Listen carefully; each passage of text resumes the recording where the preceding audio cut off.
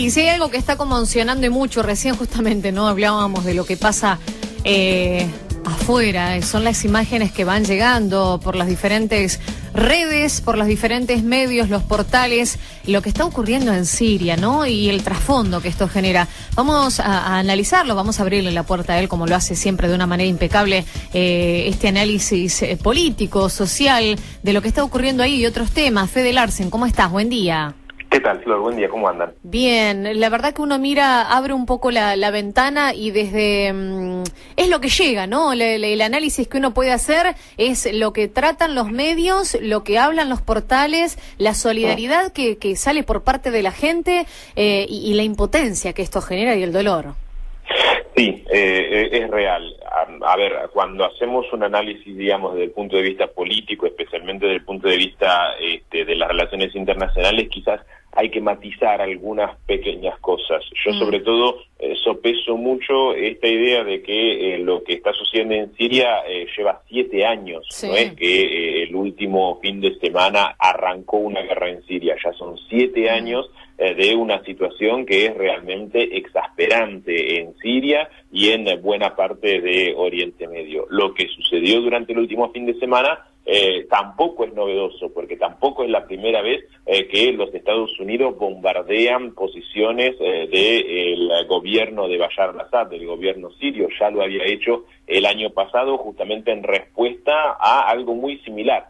Con respecto a lo que sucedió durante las últimas semanas, que es un uso por parte supuestamente de las fuerzas leales al gobierno de Bashar al-Assad de armas químicas en contra de la población civil. Sobre eso hay algunas cositas que hay que decir, porque para tratar de explicar qué es lo que sucedió, en la práctica hubo una coalición de 3 estados occidentales, Estados Unidos, el Reino Unido y Francia, que bombardearon puestos que supuestamente tenían que ver con la producción de armas químicas, que supuestamente utilizó el gobierno de Bashar al-Assad sin ningún tipo de prueba. Es decir, la única idea que tenían estos ejércitos sobre a dónde tenían que ir a bombardear tenía que ver con informes de inteligencia de sus propios ejércitos, de sus propias fuerzas armadas, lo cual nos remonta tranquilamente a lo que sucedió hace 15 años, por ejemplo, en Irak, ¿no?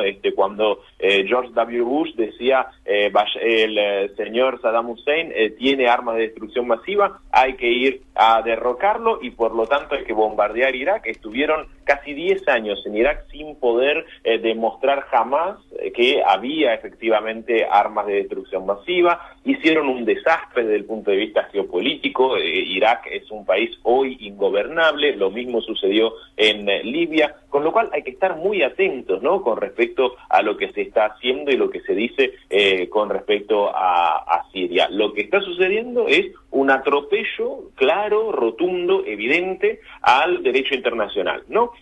A donde si se quiere aplicar una sanción en contra de un país por un atropello que está cometiendo, existen una serie de vías legales que se tienen que llevar adelante, y lo que están haciendo estos países es simplemente hacer algo ilegal tratando de mascararlo como algo humanitario, ¿no?, contra una lucha en contra de los atropellos cometidos por el gobierno de Siria. Eso es como para tratar de hacerlo lo más simple posible, ¿no?, porque después podemos entrar tranquilamente en las motivaciones que aducen estos países. El Reino Unido, el gobierno de Theresa May sacó un documento alegando un principio que hace muy poco se está utilizando en el derecho internacional, que es la responsabilidad de proteger, es decir, que si un Estado no está en condiciones o no quiere proteger los derechos de su población, se transforma en obligación de la comunidad internacional intervenir, violando, de hecho, otros principios como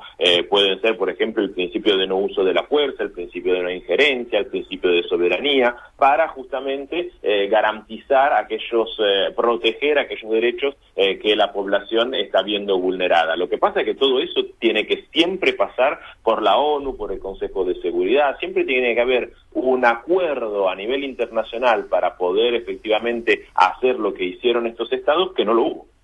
Claro, y uno va observando de afuera y ve un avasallamiento, una impunidad y un que la vida no vale, ¿no? La vida no vale nada y uno se dice, bueno, ¿hasta cuándo o hasta dónde va a llegar esto?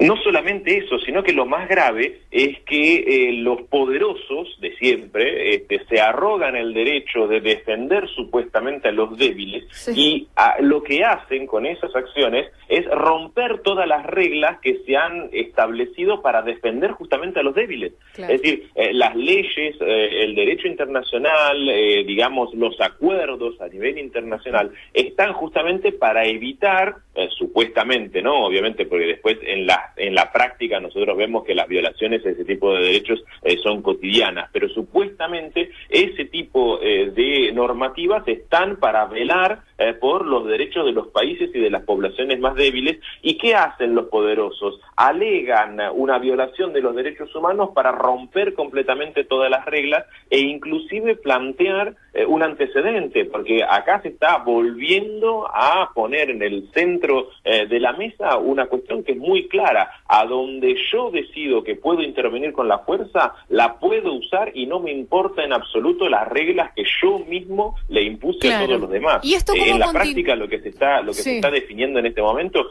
es eso. Obviamente el trasfondo, la situación tiene que ver con un avance por parte de fuerzas opuestas geopolíticamente a Occidente, en este caso Rusia e Irán, que obviamente tratan de defender sus intenciones de mantener una posición en Oriente Medio que les permita, por ejemplo, en el caso de Rusia, de avanzar sobre el Mediterráneo, ¿no? Recordemos que Rusia tiene 4 bases militares, las únicas 4 bases militares que tiene, que dan sobre el Mediterráneo están en Siria, en Homs, Hama, Letakia y en Tartus, y que esas bases militares son frutos de una serie de acuerdos que vienen de los años 70 entre el padre del actual presidente de Siria, Bashar al-Assad, y la Unión Soviética. La Unión Soviética le vendía armas y a cambio Siria le garantizaba una salida al mar Mediterráneo.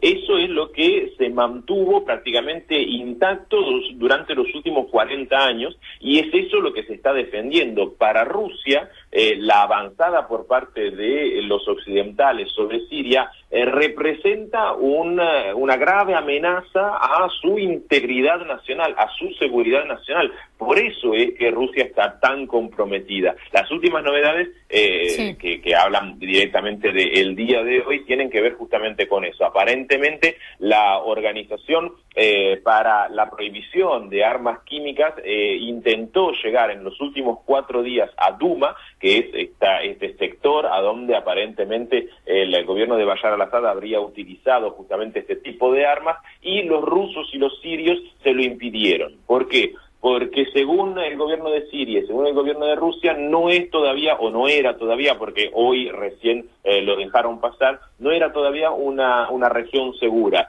Según los occidentales, en cambio, se lo impidieron para borrar las pruebas del uso de armas químicas y dejar llegar a la organización recién cuando no pudieran encontrar ninguna prueba. Ahora, eso obviamente habla de otro nivel de la guerra que se está librando en Siria, que es el nivel de las narrativas, ¿no? El nivel de los medios. Hoy las narrativas, los cuentos, lo que se cuenta con respecto a lo que está sucediendo en Siria es central, y hay que ver, por ejemplo, las posiciones que van tomando los diferentes medios de información ligados a tal o cual gobierno. Agarremos Reuters, el New York Times o El País, inclusive los grandes medios ligados a los poderes occidentales y de la OTAN, y agarremos Sputnik, Russia Today y los diferentes medios ligados al gobierno del Kremlin, y vemos cómo ambos tratan de contar una historia tirando para su molino. Totalmente. Vamos a seguir atentos con este tema, por supuesto, Fede. Ahora, si te parece, ¿qué está pasando en Brasil? En Brasil se abrió nuevamente la cuestión del lavallato.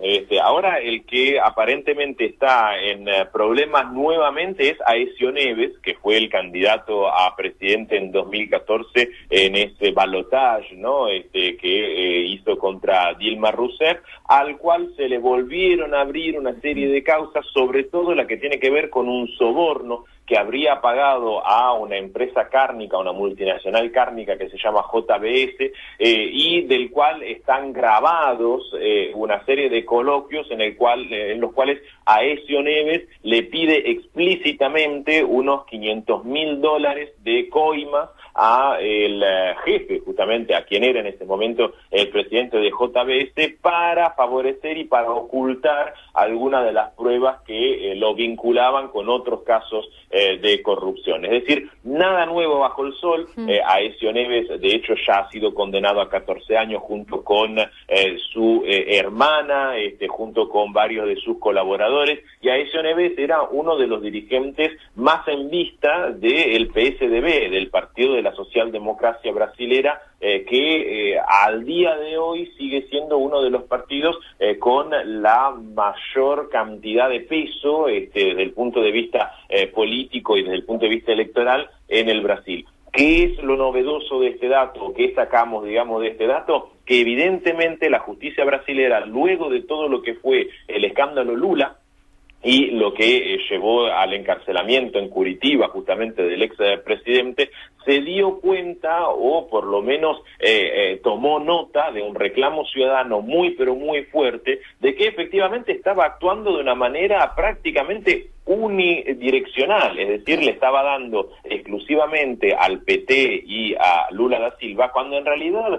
los grandes protagonistas del caso Lava Jato están en otros partidos, y uno de ellos es justamente Aécio Neves, así como Eduardo Cunha, el expresidente de la Cámara de Diputados, que también está condenado por caso de soborno. Es decir, los peces gordos del caso Lava Jato no son Lula, Dilma y la gente del PT, sino que provienen de otros partidos. Y eso parece ser un poco el mensaje que la justicia brasileña recibió y se está empezando a mover en esos términos. Eso también sirve para de alguna manera aplacar o dejar en un segundo plano los reclamos que se están haciendo por la libertad de Lula. Recordemos que la semana pasada el movimiento de los trabajadores sin techo de Brasil ocupó aquel triplex, aquel departamento que efectivamente es el centro, ¿no?, de la causa en contra de Lula. A Lula le dicen: vos recibiste ese departamento en Guarujá,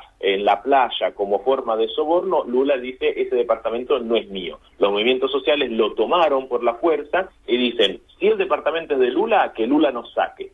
Si el departamento no es de Lula, que nos expliquen qué hace Lula en la cárcel. Bárbaro. Fede, para cerrar brevemente, el día domingo en Paraguay hay elecciones. Sí, dos escenarios que hay que tener en cuenta. En Paraguay hay elecciones, aparentemente ya estaría más o menos todo acomodado para que el señor Mario Abdo Benítez se transforme en el próximo presidente del Paraguay, un nuevo presidente del Partido Colorado, un personaje muy muy joven, pero que también tiene un pasado bastante oscuro. Es el hijo del ex secretario privado del dictador Stroessner, muy ligado también a ciertos sectores militares.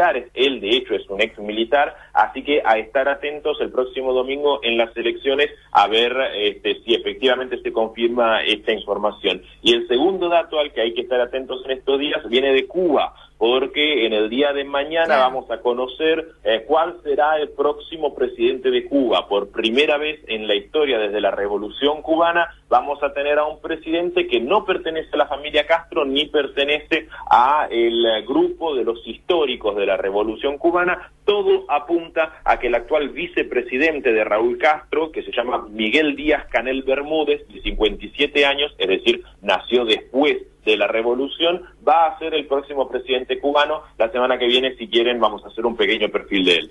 Gracias, Fede, como siempre impecable, nos mantenemos en contacto. Cuando quieran. Federico Larsen, nuestro especialista en noticias internacionales.